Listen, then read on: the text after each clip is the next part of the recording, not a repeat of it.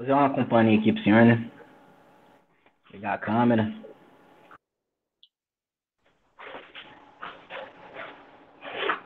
Vou desligar o A áudio que tem um minha rapaz não vai dar que... pra ligar não, viu, Lipo? Não, tranquilo. Tem um rapaz que fica batendo no saco de pancada dele aqui, essas horas aí. Não dá pra ligar o áudio, não.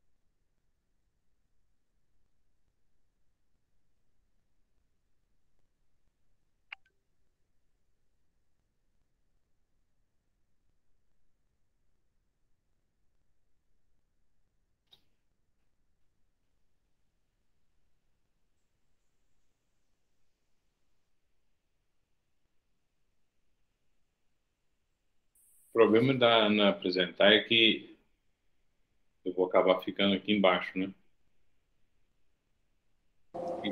Como assim, doutor? Eu fico aqui embaixo, aqui, se aumentar muito as pessoas, ninguém vai ver direito. Não tem como. A minha imagem aqui. Você fala de mudar seu layout? É, na verdade, tem que ser o seu, né? Não, mas o meu que eu mudar aqui não aparece pra vocês. Não, você que está apresentando. Mas eu não consigo mudar a configuração do seu Meet, entendeu? É só você que consegue. Você tá pelo computador, doutor? Tô. Aí você vai nessas três pontinhas que tem aqui do lado. Coloca Peraí, alterar layout.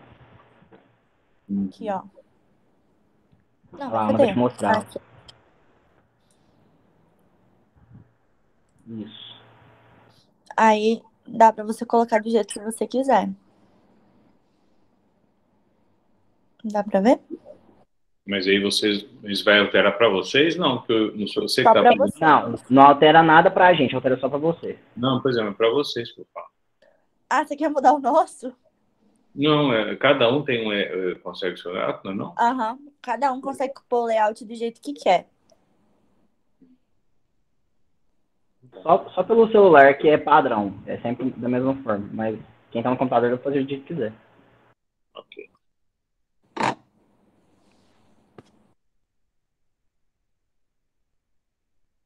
Dá para botar a minha foto em cima ali para mim? Não.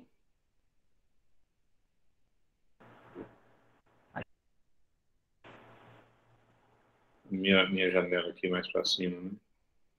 Mas geralmente, quando tá só você com o microfone aberto, Ah, ela você fica. automaticamente você vai lá pra cima. Ah, tá bom. Eu não consigo ver porque eu tô no celular, mas quem tiver no computador, É. dá uma olhada. Não, no celular também. No celular também. Sempre que você estiver falando, sua foto vai ser a primeira a aparecer. Perfeito.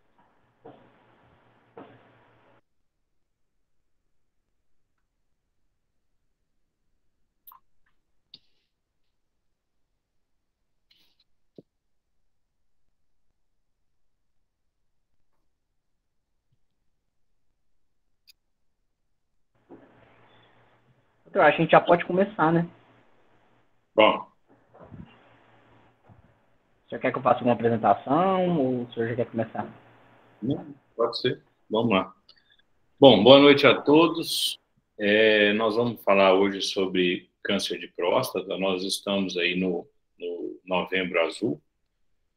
O Novembro Azul é o mês que a Sociedade Brasileira de Urologia e as sociedades internacionais escolheram como um mês de destaque na conscientização da saúde masculina em relação ao câncer de próstata, né? Então, é o mês em que os esforços, né, de mídia, de divulgação, eles se voltam aí para a conscientização dos exames de próstata. A gente tem, na verdade, sempre teve, né, um grande problema relacionado à questão do homem ser um pouco relapso com a sua saúde, né? Isso é uma coisa que já vem de muito tempo e que é bem sabido de todos, né? As mulheres se cuidam mais do que os homens e não é incomum que os homens se percam aí na questão de trabalho, das responsabilidades e tudo, e acabam sempre não tendo tempo ou não tendo vontade aí de procurar o médico, tanto para questões da próstata quanto para questões do coração, e enfim. Então, sempre a importância do Novembro Azul é sempre muito relevante nesse sentido, né, de conscientizar realmente os homens a fazerem os exames preventivos, a fazerem os exames, e não só, logicamente, da próstata, mas como a sua saúde como um todo, né?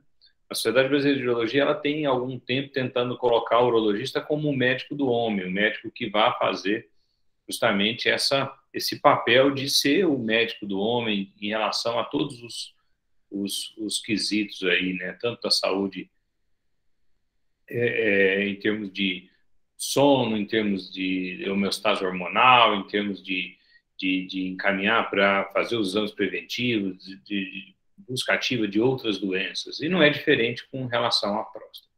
Então, aqui está esse é o login, o layout da campanha desse ano, da Sociedade Brasileira de Urologia.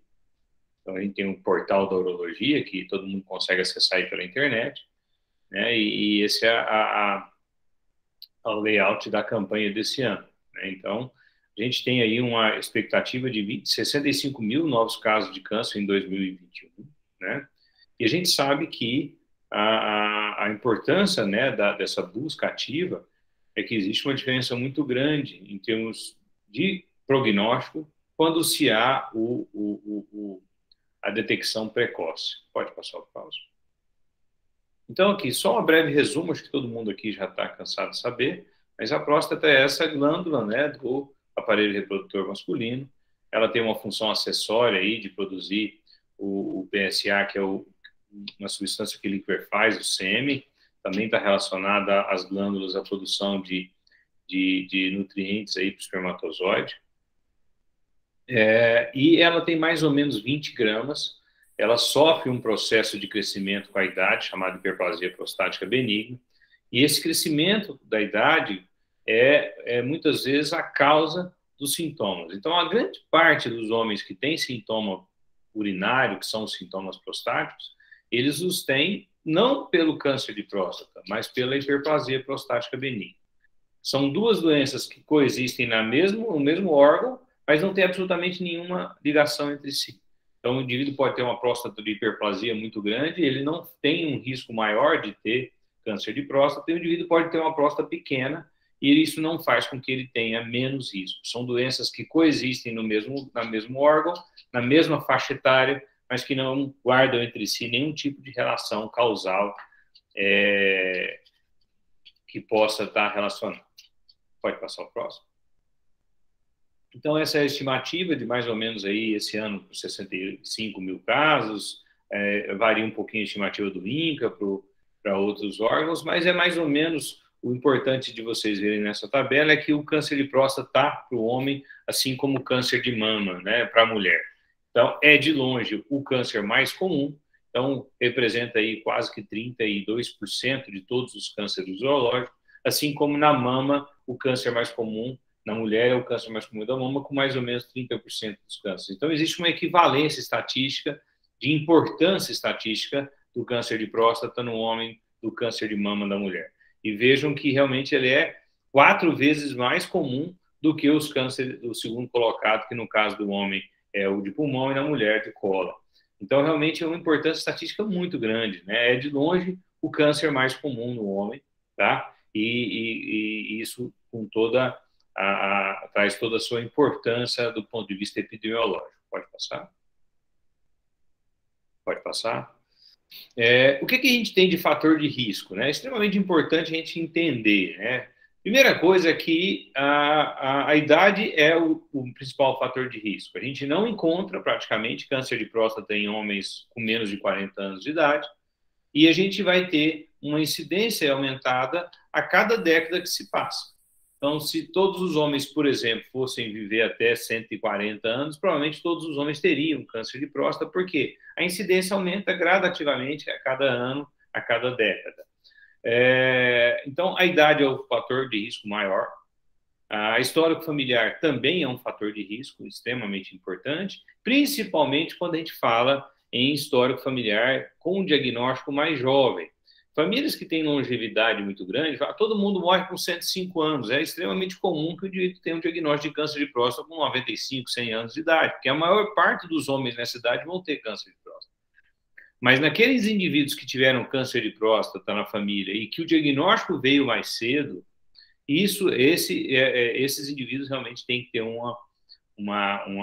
cuidado muito grande, na medida em que um parente aumenta 2 vezes, né, a chance de quem tem um parente com câncer de próstata é 2 vezes maior do que a população geral, e 2 parentes chegam a aumentar 6 vezes em termos da população geral. Então, o segundo fator de risco mais importante sem dúvida nenhuma, a história familiar.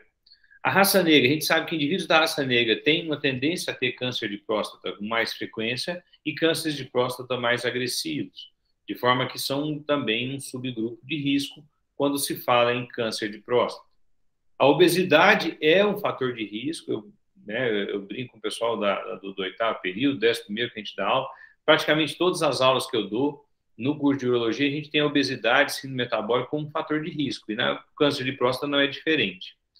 Então, quando a gente fala, por exemplo, essa campanha do Novembro Azul, a campanha de prevenção ao câncer de próstata, esse termo é equivocado. Essa campanha não é uma campanha de prevenção ao câncer de próstata. O Novembro Azul e qualquer campanha parecida, elas vão ser campanhas de detecção precoce do câncer de próstata. Mas eu posso fazer uma campanha de prevenção ao câncer de próstata? Eu teria que fazer uma campanha contra a obesidade.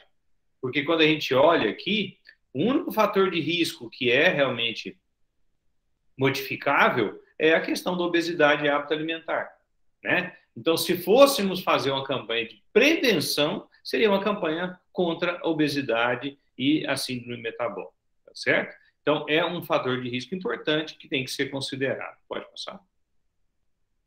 Então, é a neoplasia maligna mais frequente do homem, tá? 32%, de longe, 4 vezes mais frequente do que o segundo lugar, tá? É a segunda causa de morte por câncer nos homens, a incidência aumenta com a idade, fator racial e fator ambiental, como a gente já falou. Pode passar. Aí a gente entra num ponto bem sensível, que a gente vai falar para vocês enquanto formadores de opinião, médicos, independente da especialização que vocês vão fazer, e depois eu vou dar uma dica para quem está aí terminando aí, vai prestar a prova de residência. Existiu aí, na década passada, uma celeuma, um desentendimento, um problema, principalmente relacionado à questão do custo-benefício de se fazer programas de screening, né, de detecção precoce para o câncer de próstata. Tudo começou com o quê? Com um grupo americano chamado Task Force, que é um grupo de estatísticos, eles não são médicos, são um grupo de estatísticos bastante renomados e que ditam em muitas das políticas públicas nos Estados Unidos e, por conseguinte, no resto do mundo. E eles publicaram um trabalho muito grande numa revista de alto impacto, de muita relevância, e nesse trabalho eles concluíram que não fazia diferença em fazer diagnóstico precoce ou não do câncer de próstata. E na época foi um grande escândalo, porque, na verdade, os dados estão aqui nessa tabela. A incidência do câncer de próstata, ela aumenta a cada ano desde que se começou a ter notificações em termos de câncer na sociedade moderna. Então, a cada ano que passa, a incidência aumenta mais. A mortalidade, desde que se inventou o PSA, caiu 40%. A prevalência aumentou e a mortalidade diminuiu. Então, esse slide mostra exatamente isso. Lá em 90 e pouquinho, quando se começou a dosar PSA, essa é a curva de mortalidade, caindo progressivamente e continua caindo, né? Pode passar o próximo. Pode passar. Isso. É aqui mostrando... Não, falta um. Aqui mostrando, né? Então, quando a gente olha aqui, em termos de mortalidade do câncer de mama, a gente vê que não mudou, né? Então, aqui, mesmo no advento da mamografia, a mortalidade continua a mesma. E quando a gente tem aqui o advento do PSA, a mortalidade simplesmente despencou quase 50%. Então, como é que a gente vai explicar isso, né? Esse grupo, de repente, coloca uma meta-análise falando que não muda nada. Então, se você diagnosticar precocemente, não muda, não precisa fazer exame, vamos falar para todo mundo, não precisa mais fazer exame de próstata. E como é que você explica essa diminuição da mortalidade? Como? Se a prevalência aumenta, a mortalidade, o tumor resolveu ficar mais bonzinho, do nada, né? Então, na verdade, houve um grande esforço da Sociedade Americana de Urologia, da Sociedade Europeia de Urologia, de todos os órgãos reguladores, gente, tem alguma coisa errada, né? E o que se, na verdade, descobriu é que esse trabalho feito da Task Force foi feito com um viés estatístico muito grave. O número de indivíduos com tumores indolentes, que a gente vai falar um pouquinho daqui a pouco, era muito grande, desproporcional no grupo. E a gente vai ver, o que ficou desse trabalho muito claro para a gente é que realmente alguns grupos de pacientes, principalmente naqueles indivíduos que têm um tumor de baixo grau, eles realmente não vai ter diferença se você tivesse feito ou não o diagnóstico. Por quê? Um Gleason 6, como a gente vai falar, provavelmente não evolui. Então, se você fizer ou não o diagnóstico, não muda nada. O problema é que a gente não tem como saber qual indivíduo vai ter um Gleason 6 ou um Gleason 10, né? Então, não tem como você falar, então não vamos fazer. E o indivíduo que tinha um Gleason 10, se você descobrir no começo, você vai curar ele? Vou. E se não descobrir, ele ia morrer de câncer. Então, na prática, houve um problema de viés estatístico desse estudo. Inclusive, esse mesmo grupo publicou uma errata nessa mesma revista depois de algum tempo, colocando que tinha havido algum tipo de problema estatístico e revendo alguns dados. Não deram braço a torcer, mas, de qualquer forma, houve essa retratação. E houve um estudo que eles fizeram depois de algum tempo, lá já em 2010, um pouco depois disso aí, eles fizeram um trial bem grande, multicêntrico, pegaram 20 mil homens, rastrearam a cada 2 anos, sem essa contaminação que teve, na verdade, no Task Force, e colocaram aí, fazendo essa triagem de indivíduos assintomáticos, e eles conseguiram demonstrar de forma bastante inequívoca que 41% dos indivíduos deixaram de ter doença avançada pelo diagnóstico e quase 45% de diminuição de mortalidade no grupo, no braço que fez screening, comparado com aquela metade dos indivíduos que não fizeram screening. Então, na verdade, o trial de Göteborg, ele simplesmente enterrou, né, colocou um pá de cal nessa celeuma. Não existe muita dúvida de que deve-se fazer o exame preventivo. Mas existe uma corrente muito grande, principalmente em órgãos que estão muito relacionados à questão do custo, benefício e tudo mais. Por exemplo, do INCA no Brasil. Se você pegar e entrar no guideline do INCA, eu entrei hoje só para ver se tinha mudado. Está lá escrito de 2021. Não há evidências que o diagnóstico precoce muda a sobrevida da doença. Quer dizer, eles estão em outro planeta, né? Na verdade, vários estudos mostram uma evidência bastante sólida de que o diagnóstico precoce diminui a mortalidade, diminui a sobrevida livre de doença.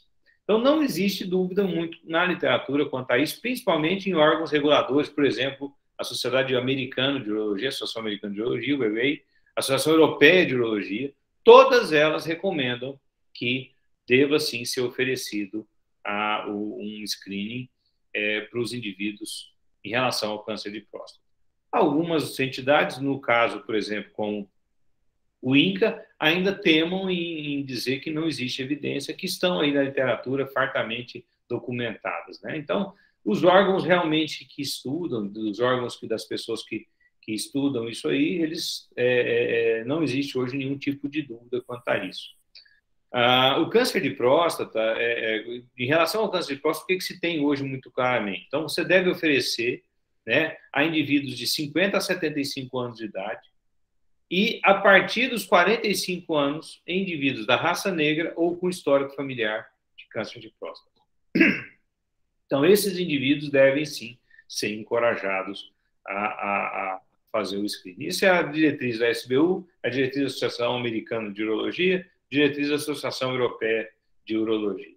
E qualquer paciente que chega no consultório do urologista e fale que quer fazer o exame, tenha 42 anos, tenha 80 anos de idade, 81, você vai falar, olha, nessa idade e tal, se o paciente quiser fazer, você deve fazer o exame e não existe essa questão de não vou fazer o exame. Você faz, se o paciente realmente quiser, você vai explicar que fora dessa faixa etária não existe, né, realmente o custo-benefício não compensa. Se o paciente quiser fazer, a gente acaba fazendo.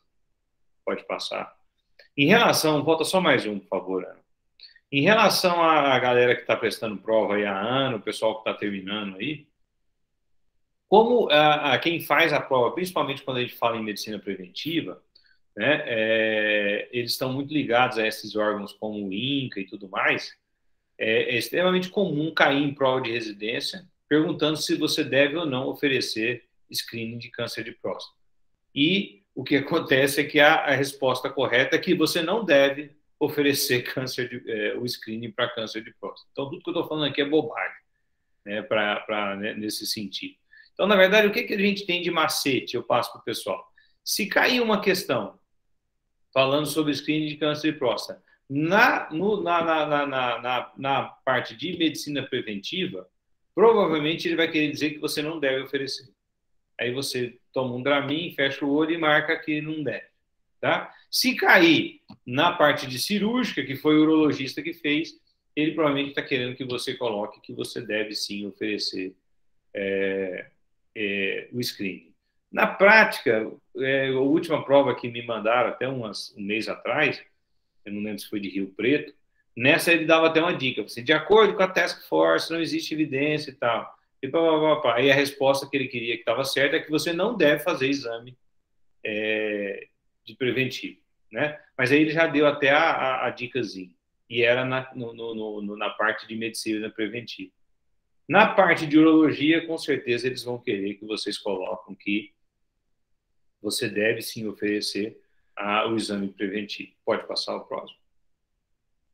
Sinais e sintomas. Qual que é o maior problema? E a gente tem que ter em mente assim, bastante claro isso. A gente não tem sintoma no câncer de próstata inicial. Tá? O indivíduo com câncer de próstata inicial, provavelmente ele não vai ter sintoma absolutamente nenhum. Se você for esperar o indivíduo ter sintoma, geralmente ele acaba tendo uma doença avançada, muitas vezes metastática. Então, no estágio inicial, o indivíduo que é o estágio que a gente quer fazer o diagnóstico, esses indivíduos são assintomáticos, tá? Então, como é que faz o diagnóstico? Com um exame preventivo. Não tem outra forma de se fazer, né? Então, dizer para o indivíduo que é assintomático que ele não deve fazer exame porque ele é assintomático, na verdade, não é uma coisa muito racional. O indivíduo pode apresentar sintomas do trato urinário inferior, são aqueles prostatismos, né, que a gente chamava antigamente, dificuldade de urinar muito à noite, levantar toda hora tem que sair urinando, tem que sair urinando com certa urgência, o jato ficar fraco. Todos esses sintomas são sintomas que a gente chama de sintomas do trato urinário inferior e eles estão associados a qualquer tipo de obstrução, seja pela hiperplasia prostática benigna, seja pelo câncer já aumentado. Só que como o câncer de próstata ele fica na parte periférica da próstata, longe da uretra, na parte inicial você não tem sintoma.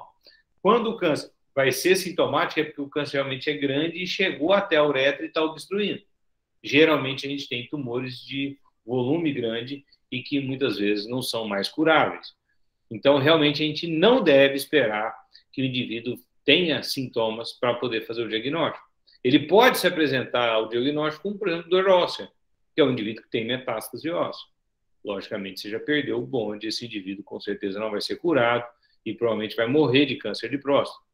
E no exame físico, nesse exame preventivo, a gente faz no exame físico o toque retal e a gente vai palpar a consistência da próstata. próstata tem uma consistência elástica, e essa consistência elástica que vai nos dar aí uma suspeita desse indivíduo ter um câncer, e o indivíduo vai fazer uma biópsia e vai se detectar ou não um câncer de próstata. Pode passar. O PSA faz parte ativa, né, dessa investigação. O PSA é uma molécula, uma proteína, que é produzida pela próstata, que tem uma função de liquefazer o coágulo seminal, mas a gente usa ela como marcador. Por quê? Porque cada grama de próstata normal produz uma quantidade de PSA. E cada grama de câncer de próstata produz 10 vezes mais PSA do que a próstata normal. Então, e o câncer, por definição, é um grupo de células que progride sem controle nenhum, que escapa da apoptose, morte celular programada. Então, como ele começa a crescer muito e produz muito PSA, a curva do PSA do indivíduo com câncer de próstata é uma curva em ascensão contínua e rápida. Então, a gente usa o PSA como um marcador tumoral, né? O PSA, que é essa proteína que liquefaz o coágulo seminal, ela acaba virando um marcador de tumor. E é um marcador extremamente eficaz, barato e eficaz. Logicamente, a gente tem que estratificar com a idade. É óbvio que o indivíduo com PSA, à medida em que ele envelhece, a próstata cresce pela hiperplasia prostática benigna e o PSA vai crescendo também, isso é normal. A gente tem o PSA lipototal, que é uma relação também que nos ajuda a saber, né, em quem vai precisar de fazer biópsia ou não. Pode passar o próximo. E o que a gente faz, na verdade, no diagnóstico é o quê? Toque suspeito, ou seja, se eu toquei a próstata e tem um nódulo aumentado, ou eu fiz o PSA, repeti, o PSA está aumentado, esse paciente tem uma suspeita forte de câncer de próstata e provavelmente ele vai ser submetido a uma biópsia. Ressonância multiparamétrica da próstata é um exame novo, um exame que a gente incorporou aí no armamento que a gente tem, e a gente usa basicamente a ressonância magnética em duas situações. Indivíduos que você tem dúvida que ele tem um câncer de próstata, mas você não tem dúvida suficiente já para pedir a biópsia de cara. É aqueles casos meio duvidosos, principalmente relacionados ao PSA. Se você palpa um nódulo, você não tem que fazer ressonância. Nódulo é igual a biópsia. Mas o PSA, ele tem alguns vieses, alguns pacientes têm um PSA que sobe e desce, e às vezes tem umas situações que a gente fica realmente sem saber. E nesses pacientes, a gente faz a ressonância, né, nos casos de dúvida. E a segunda situação que a gente faz a ressonância é indivíduos que têm um tumor já aumentado e que a gente quer fazer um planejamento cirúrgico, né, num tumor provavelmente localmente avançado.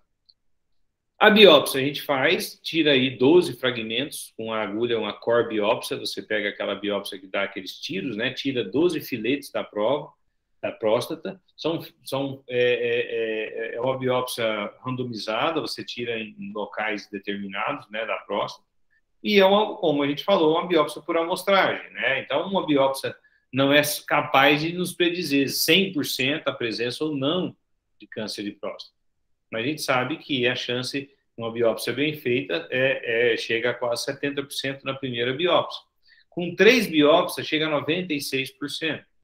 96%, 97%. Então, quando você faz uma biópsia e o indivíduo tem uma suspeita muito forte, ela vem negativa, pode ser necessário você repetir essa biópsia, uma vez que é uma biópsia por amostragem. Tá? E você geralmente pode repetir mais 2 vezes, ou seja, fazer 3 biópsias naqueles indivíduos de alto risco, com alta suspeita, e que a biópsia não está vindo positiva. Mas na prática você faz uma biópsia e provavelmente você vai ter uma definição se é ou não é um câncer de próstata. A biópsia ela vai vir estratificada com uma escala que a gente chama de escala de Gleason. O Gleason é o tipo de tumor, tá? Então, na escala de Gleason, ele vai dizer se tem um Gleason 6, que é o tumor 3+3, que são os 2 subtipos, né, mais comuns da alteração celular que você tem ali na lâmina. Então, geralmente, um Gleason 6, que é 3+3, que é o mínimo, é um tumor indolente, de baixo grau, e que muitas vezes não progride. É esse grupo de tumor de pacientes que provavelmente para esse indivíduo, você fazer ou não fazer o diagnóstico, você não ia mudar a sobrevida da doença desse indivíduo. E é esse grupo de doenças que estavam naquele estudo do Task Force, representados desproporcionalmente. Então, esses indivíduos acabam, naquele estudo, eles tinham um número desses, o percentual desses indivíduos era muito alto, e acabou contaminando toda a amostra. Pode passar? Voltou aí. Nessa parte aí, não pode, é isso.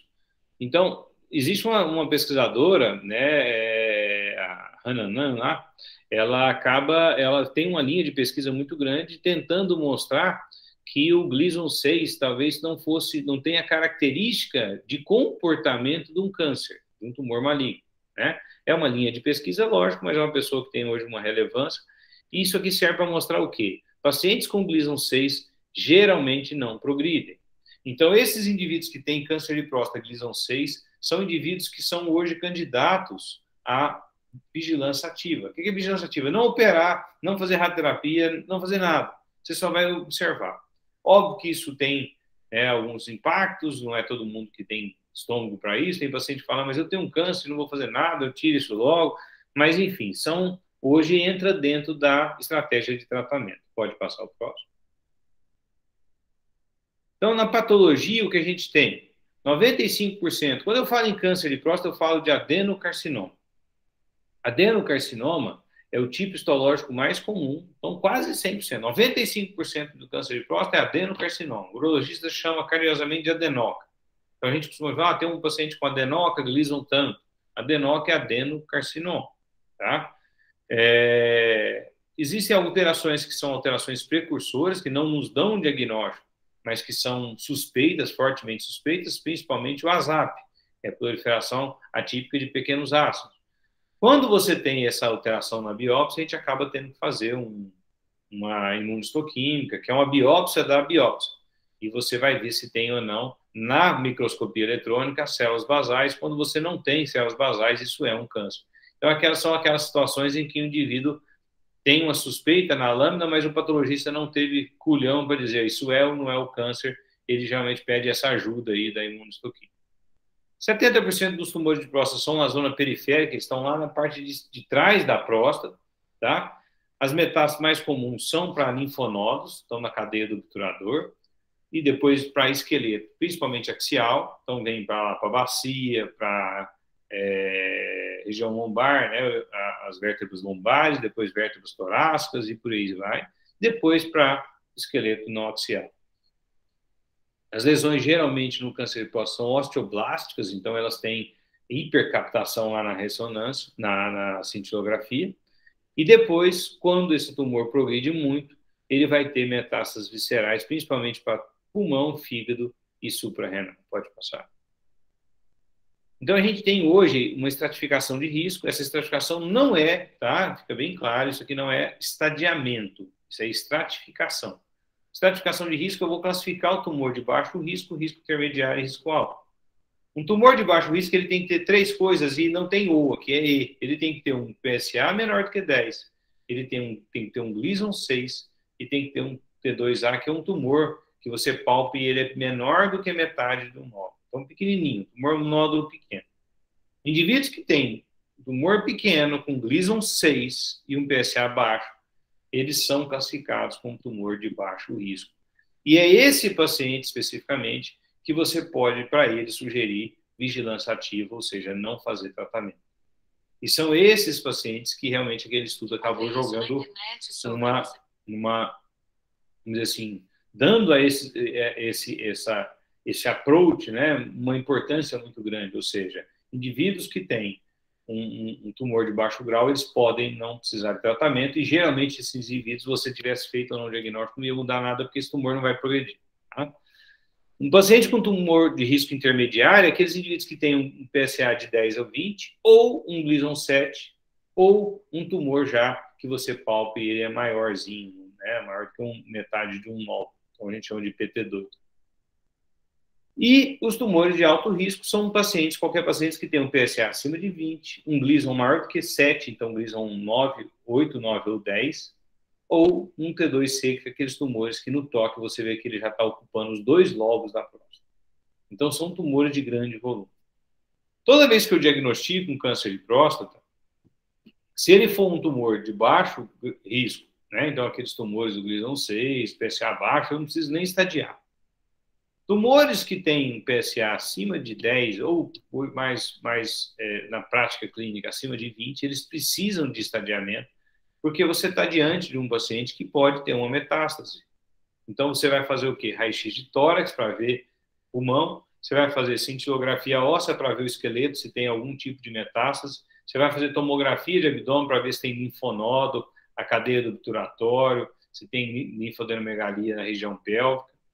E em situações, né, de exceção, indivíduos que têm condição de fazer, e principalmente indivíduos que têm tumor maiores, que podem ter um tumor maior, a gente faz a ressonância multiparamétrica para poder estadiar. Lembrando que ressonância multiparamétrica os planos de saúde não liberam, e é um exame caro, de R$ 1.600, R$ 1.800, e não é todo mundo que pode. Então, por exemplo, no âmbito do SUS, que é muito de saúde, a gente acaba não tendo condição de fazer. O PET-CT é uma situação que a gente tem hoje uma indicação no Brasil muito precisa, que é aquele indivíduo que você já teve um tratamento, já operou, o PSA começa a subir, a gente chama isso de recidiva bioquímica, e a gente não sabe, faz todos os exames, faz ressonância, faz cintilografia óssea, faz tomografia, você não sabe onde está isso. Nesse caso, a gente pede PET-CT. PET-CT também é um exame extremamente caro, não tem em todo lugar. Então, no Brasil, hoje, o racional de se usar é só nisso. A gente chama de recidiva bioquímica, que você não conseguiu identificar o foco do tumor. Próximo.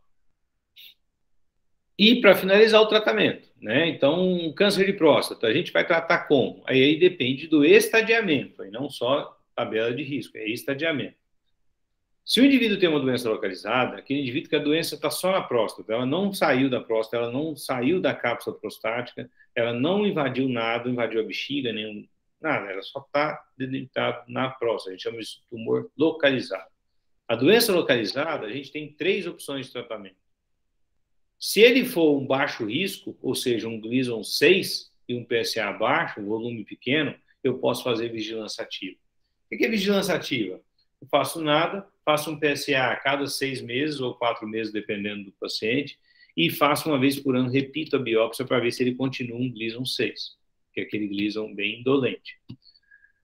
Óbvio, funciona muito bem para indivíduos de convênio, para indivíduos de alto nível social, de alto nível intelectual, que têm uma condição de chegar ao médico, tem um plano de saúde e tudo mais. Pacientes do SUS que têm difícil acesso, é muito complicado fazer vigilância ativa. Você tem que fazer um PSA a cada 4 meses, esses pacientes muitas vezes não conseguem voltar no serviço. Você tem que fazer uma biópsia a cada ano, às vezes ele ficou um ano esperando uma biópsia, quanto mais ficar fazendo biópsia todo ano. Então, todos isso tem umas ressalvas, principalmente sociais. E acaba finalizando na prostatectomia radical, todo mundo aqui já ouviu falar, que é a cirurgia do câncer de próstata, em que a gente faz a retirada total da próstata. Então, próstatovesiculectomia radical, eu corto a próstata em cima e embaixo, arranco a próstata vesícula seminal e costuro a bexiga na uretra e você tem um índice de cura aí de mais de 90% nessa situação de doença localizada. O câncer de a prostatectomia radical, ela tem como principal complicação a impotência sexual, a disfunção erétil, né? Então, a gente sempre tem que ser conversado.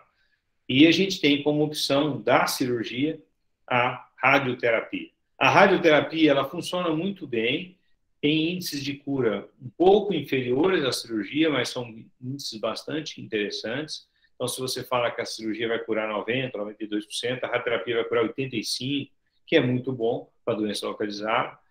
Ela não tem os efeitos imediatos da cirurgia, principalmente relacionado à morbidade cirúrgica, o risco cirúrgico em si.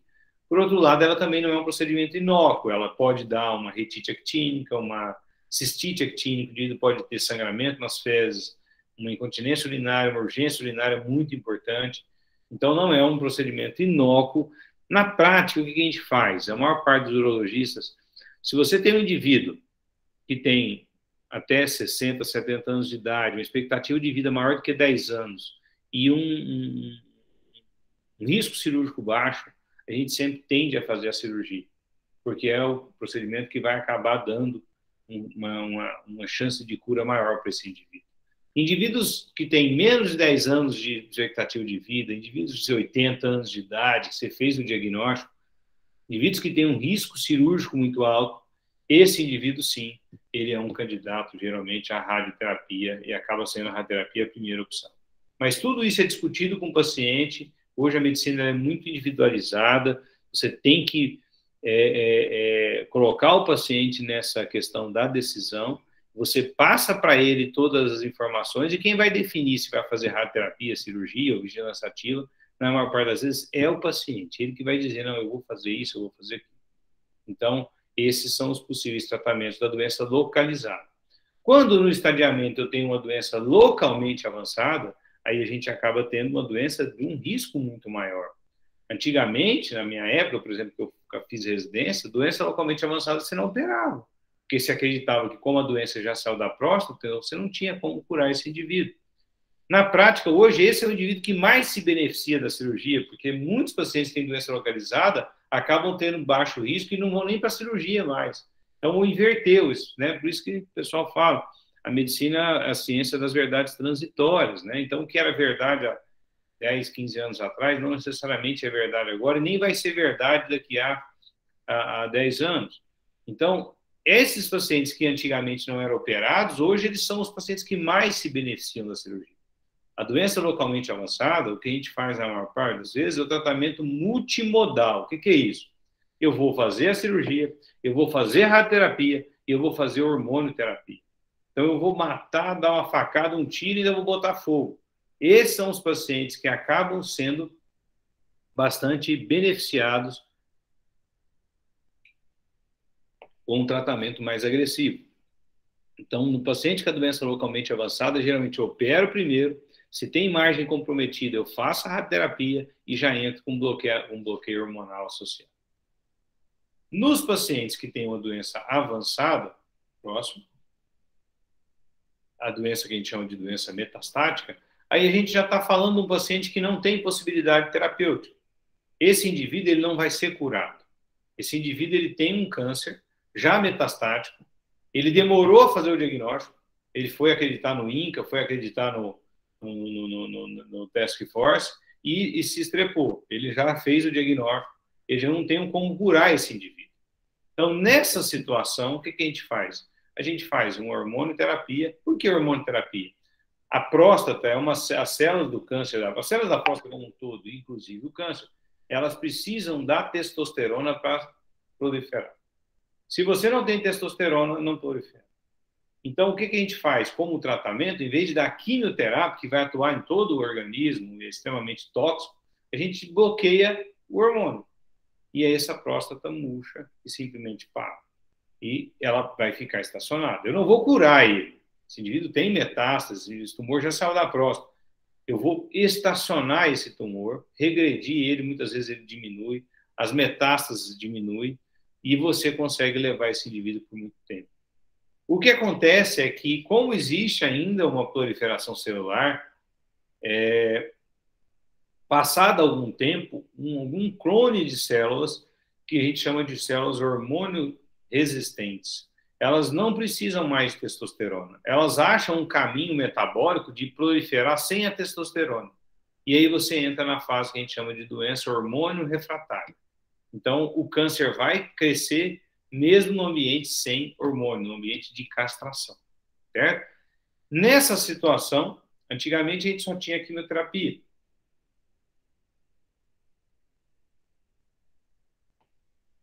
Então, o indivíduo tinha lá um câncer hormônio refratário, você ia fazer quimioterapia para ele. Hoje a gente tem o que a gente chama de hormonioterapia de segunda linha. São um grupo de medicações que foram desenvolvidas e que elas inibem uma via metabólica diferente do receptor androgênio tradicional. Então, ela vai fazer com que aquelas células do câncer não progridam mesmo aquelas células que a gente chama de hormônio refratário. E, como eu falei, naqueles casos em que você não responde a primeira e segunda linha ou não tem acesso à segunda linha, a gente parte para a quimioterapia. Pode passar. A ablação androgênica, que é tirar o hormônio, a castração, ela pode ser feita cirurgicamente, tira os testículos do indivíduo, ou quimicamente, através das medicações que a gente chama de antiandrogênios, né? Então, o que a gente faz? A gente pode usar principalmente os análogos do GNRH. Então, a gente tem a gozerelina, essas leporelina, essas medicações são análogos do GNRH, e essas medicações vão bloquear a produção hormonal do indivíduo. A gente chama o indivíduo castrado quando ele tem testosterona menor do que 50, tá? Então, são níveis de castração com testosterona menor do que 50, 30, geralmente o indivíduo está castrado. Pode passar. E na doença hormônio refratário, que a gente tem hoje, de mais moderno, são a hormonioterapia de segunda linha, são medicações extremamente caras, o Sistema Único de Saúde ainda não cobre, tem que judicializar, né? Então chega a tratamentos aí de 3, 5 mil, 7 mil reais por mês, então não é barato. E o que a gente tem na prática são duas medicações, que é a abiraterona e a enzalutamida, todas elas que atuam inibindo a proliferação das células neoplásicas através da ação da testosterona. Só que não aquela ação padrão que quando você tira a testosterona, a ação em outros meios, tá certo? Todas elas melhoram a sobrevida livre de doença, melhoram a progressão radiológica, elas podem ser usadas antes ou depois da quimioterapia, mas também não são drogas que vão mudar em termos de a longevidade desses indivíduos de uma forma não tem um impacto tão grande assim. Pode passar. Pode passar. E a quimioterapia, para finalizar, são aqueles casos em que realmente você perde aí a batalha, esse paciente não tem uma boa resposta com a castração, nem com a segunda linha, e o tumor continua crescendo, metástase óssea, metástase pulmonar para fígado, metástase para suprarrenal, e aí você precisa tratar. E o tratamento é feito através do docetaxel, que é a primeira linha de tratamento quimioterápico.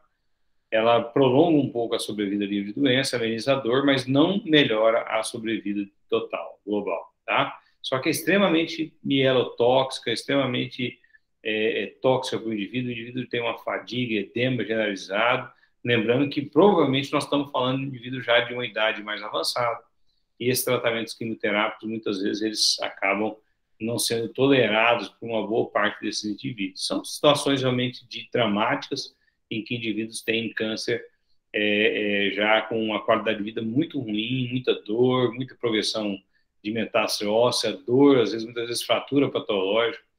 Quem que já viu um paciente com terminal com câncer de próstata, realmente é uma experiência muito ruim, uma qualidade de vida muito ruim. Dito isso, o que fica de mensagem final? A gente tem indivíduos que progridem, né? A gente tem indivíduos que progridem de forma extremamente desfavorável. O câncer de próstata é a segunda maior causa de morte por câncer de todos os homens, tá? Então, estima-se aí, por exemplo, esse ano, algo em torno de 14 mil mortes de homens por câncer de próstata. E a gente não tem como saber, né, se o indivíduo vai ter um tumor indolente, um Gleason 6 de baixo risco, ou se ele vai ter um Gleason 8, 9, 10 de alto risco.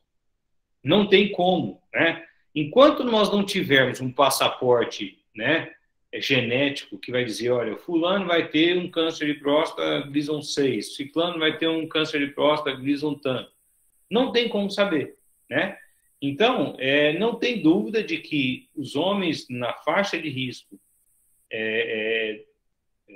preconizado, ou seja, homens acima de 50 anos ou acima de 45, negros e que têm histórico familiar, esses indivíduos devem sim ser encorajados a fazer uma vez por ano o PSA e o toque retal, tá? O diagnóstico feito de forma precoce, ele leva a 90% de chance de cura, mesmo indivíduos com tumores de alto risco. Então, mesmo que o indivíduo tenha um câncer de próstata Gleason 9, Gleason 10, que é o Gleason mais agressivo, se você descobrir esse tumor na fase inicial, você vai curar esse indivíduo. E esse indivíduo, se não tivesse feito o exame, ele ia morrer de câncer de próstata metastático, uma qualidade de vida muito ruim. Então, a mensagem que fica é que, sim, deve-se fazer programas de incentivo ao que os homens procurem os médicos, procurem o urologista, façam seus exames PSA e toque retal anualmente. Tá? Isso é muito claro hoje para quem trabalha com câncer, para quem estuda e pesquisa, como eu falei, sociedades internacionais, não há nenhuma dúvida quanto a isso. O que ficou daquele celeuma todo é que realmente você tem um grupo de homens que são aqueles indivíduos com tumores de baixo grau e que esses indivíduos realmente não fazem diferença. Mas a gente não tem como saber quem são. Então não dá para dizer, então não faz não, ninguém faz. E quem vai ter? Ah, seu pai, não, manda ele não fazer. E se ele tiver um câncer de próstata, ele vai ter Gleason 6 ou um Gleason 8? Vai fazer diferença? Absurda. Você tem como saber? Não, então faz exame em todo mundo. Naqueles exames que você diagnosticou, um tumor, Gleason 6, você vai falar para você que não vamos fazer nada, não, vamos só observar. É um Gleason 7, 8, 9, 10, vamos fazer. Então, isso não tem nenhum tipo de dúvida hoje, tá? Então, ficou bem pacificado esse tema, mas tem essa questão do viés, principalmente em entidades ligadas a esses institutos que mexem mais com estatística de dinheiro, quanto que vale a pena fazer programa de detecção ou não, quanto que custa isso, quanto que custa os indivíduos que têm um câncer, né, e tem que ser tratado, e quanto custa o screening para o plano de saúde. Não é viável.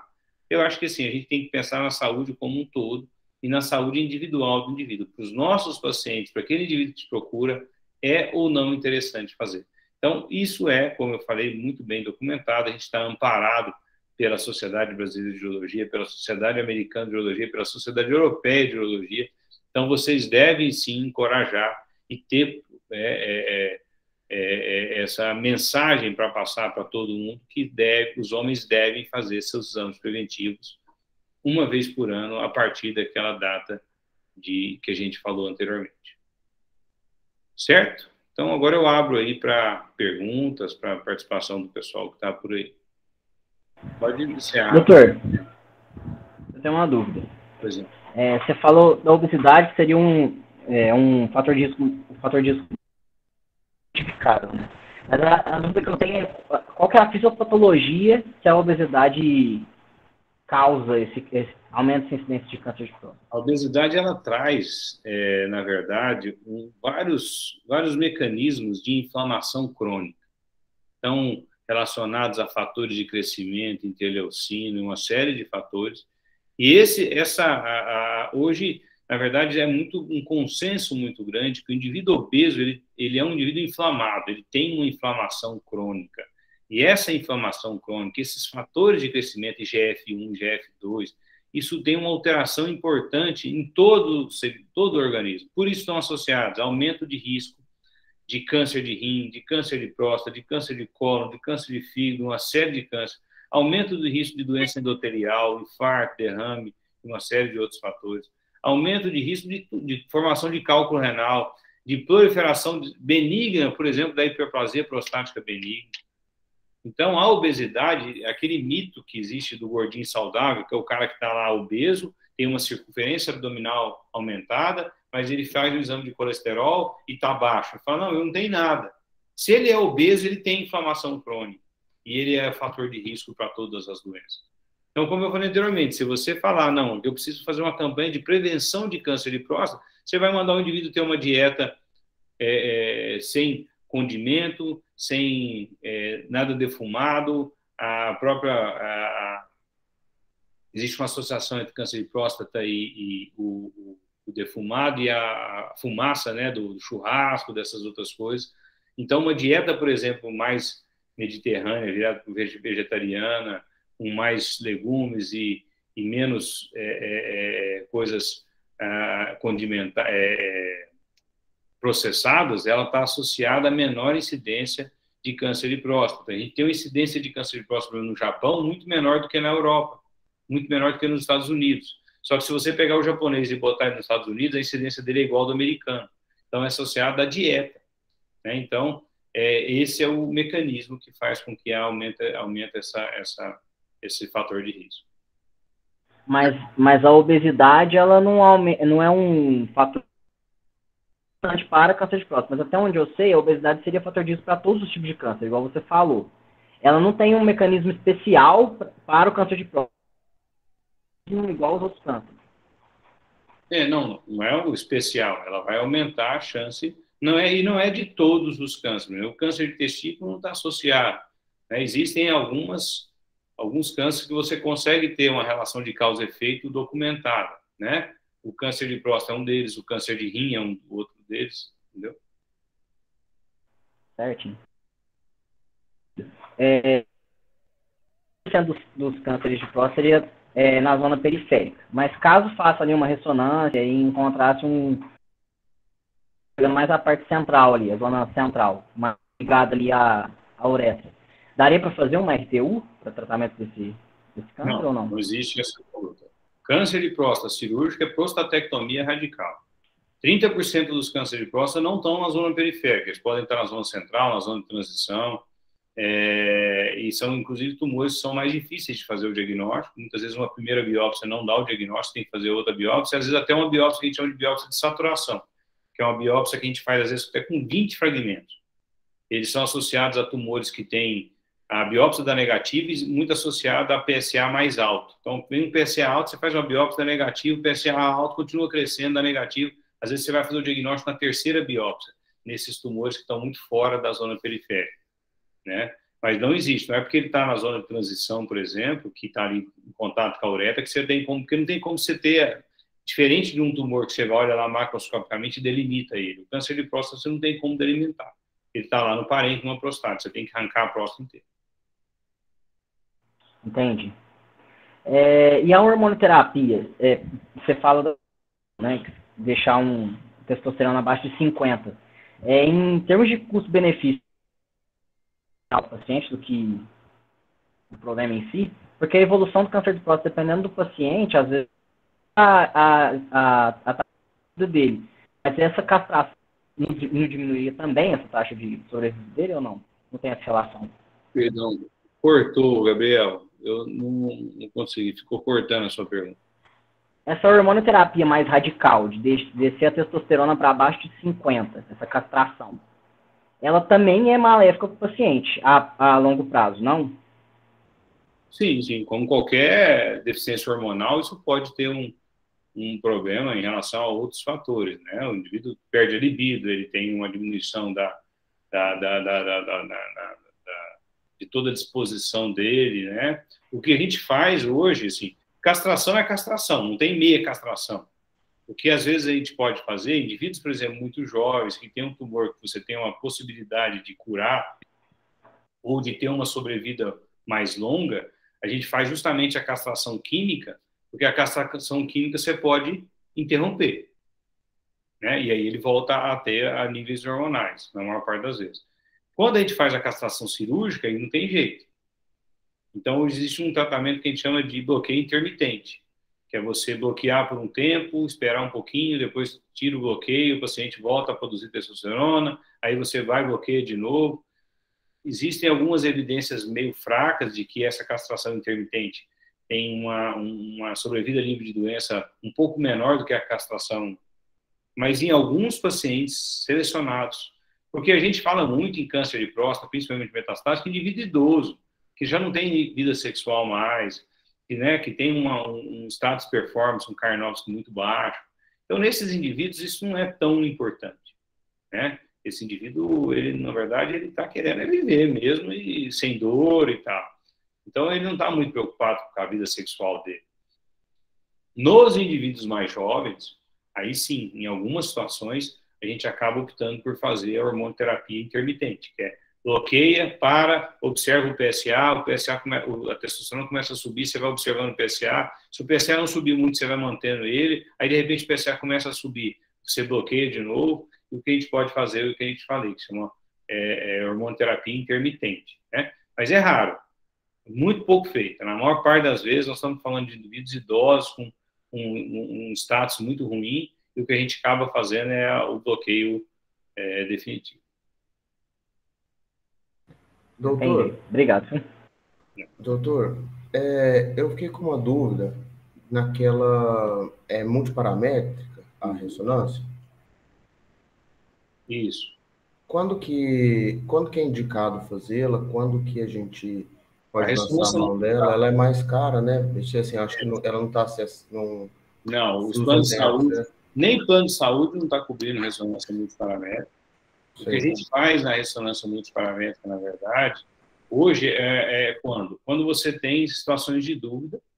Então, por exemplo, eu tenho um paciente que tem um PSA um pouco alto, não é um PSA que eu falo, olha, isso aqui, nós vamos ter que fazer uma biópsia porque você tem um câncer, provavelmente. Mas você tem um PSA que tem uma curva de elevação um pouco diferente, mas ainda está em níveis normais. Por exemplo, um indivíduo de 70 anos de idade que está com um PSA, ele tinha um PSA de 2, até 70 anos de idade você poderia ter um PSA até de 6,5, uma próstata grande, sem ser muito problema. Só que ele tinha um PSA de 2, e um ano ele passou para 3,5, no outro ano ele passou para 5. Ele ainda está em níveis normais, só que ele tem uma curva de progressão do PSA muito alta. Você faz um toque, você não acha nódulo. E ele tem uma próstata grande, que esse PSA de 5 poderia ser justificável.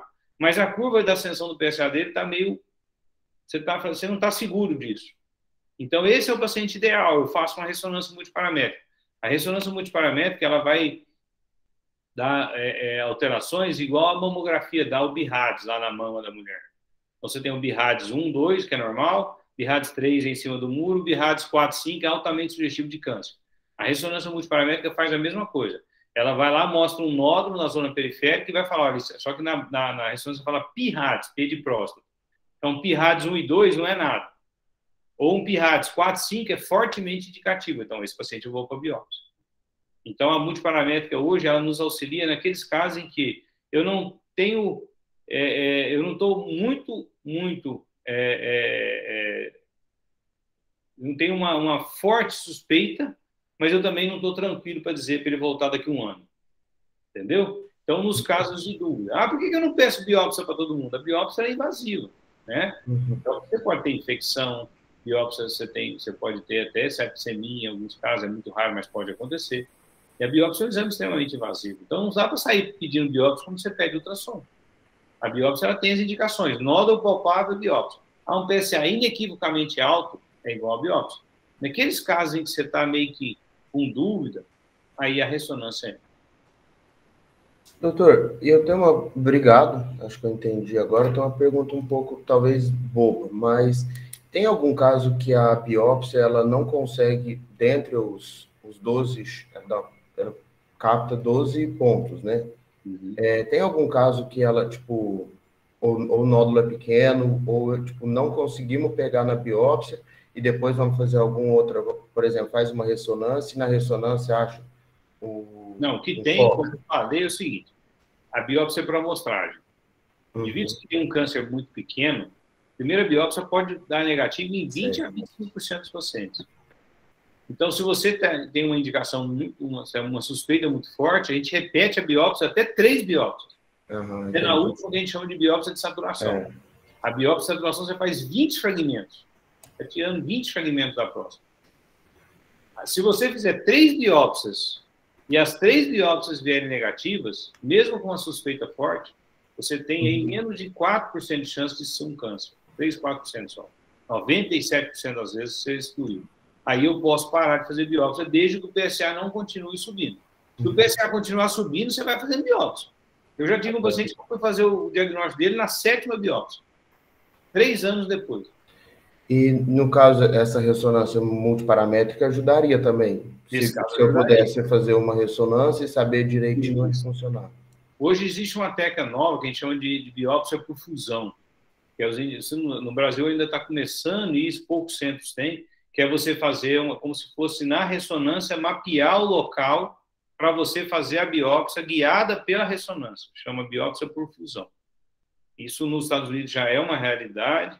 No Brasil ainda a gente está engatinhando em relação a isso. É uma coisa ainda um pouco, não tem uma evidência ainda, nos estudos não são muito maduros, mas são procedimentos selecionados para esse tipo de caso, em que você tem várias biópsias, a suspeita é muito forte, mas você não consegue fazer o diagnóstico.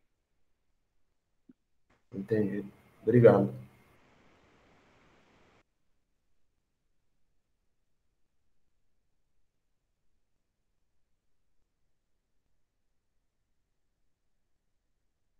Doutor, Mais alguma dúvida? No chat eu não vi nada, não.